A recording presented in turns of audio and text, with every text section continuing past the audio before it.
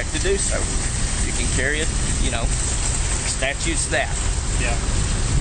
Do you personally open carry often? I don't. No, sir. No. I don't. You know, and the real reason in my case is because of department policy. Okay. Right. You department policy, I'm falling under that. If I'm carrying, even if I'm carrying off duty, I'm supposed to have my handgun concealed. But that's our department policy, not state law. Not state law. Okay. Other departments may or may not be different. Yeah. That's the way it goes. Well, let me ask you, since we're on film, if you mind, since the way that I'm carrying my rifle right now, yes, sir. As long as it stays like this, even if somebody calls and says that they were alarmed, I haven't broke any laws. I don't see it. I don't see it. No. Like I said, the statute says if you intentionally or knowingly carry it in a public place in a manner calculated to alarm. Right. I'm familiar with weapons. You guys have them slung on your back. You know, obviously, if you're calling the police and you're setting this up, you're not a criminal. Well, we like to call the police first because the first thing I want to do is remove reasonable suspicion, because I'd rather you come out here and us have this talk first than, than the SWAT team show up. Sure. Yeah. I understand. It's very important that there is always a chance of somebody calling the police. Yes, sir. And what they tell you on the phone cannot always be guaranteed to be what's happening.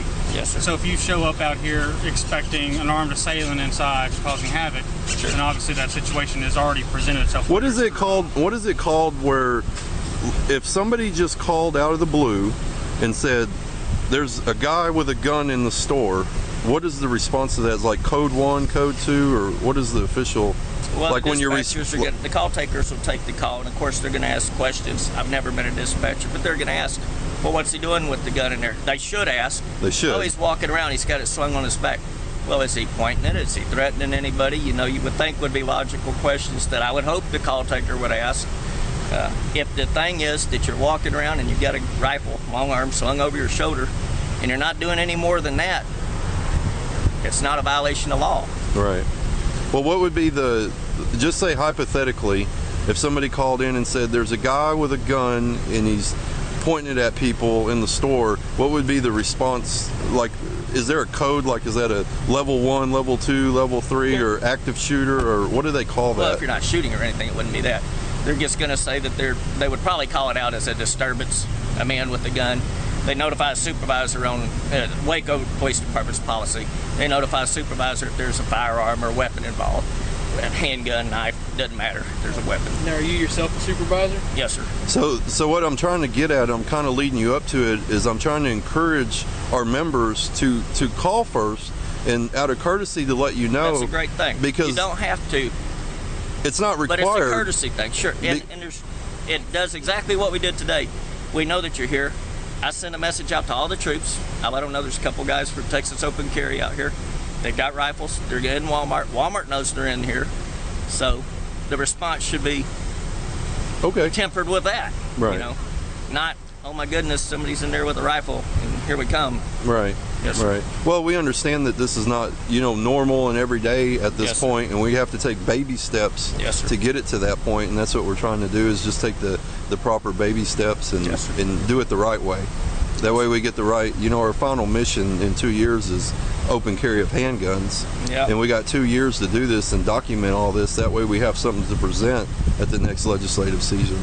And as long as everything goes good, we'll be in good shape. Right. Yeah. Personally, I was disappointed that it didn't make it through the legislature this session. Well, would you agree as an officer that if citizens were legally openly carrying the rifles more often, that would help deter crime in an area? Sure. Statistically proven. I like that. You can argue it all that you want. More guns is a safer environment. Right. Polite society is an armed society. That's right. All right, cool. Yes, you got any more questions, Mr. Sneed? That's about it. I just wanted to thank you for coming out here and talking to us. Yeah, and thank you. Thank you very much. Good luck to you guys. Appreciate it. All right. Later. Have a good day. Hey, thank you so much. Yes, sir.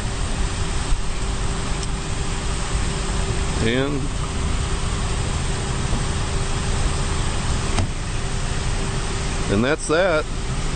Basically, what we did on the way back from the Fort Worth event is call the manager of the store here and talked to the manager of the store and asked her what the policy was, and they said their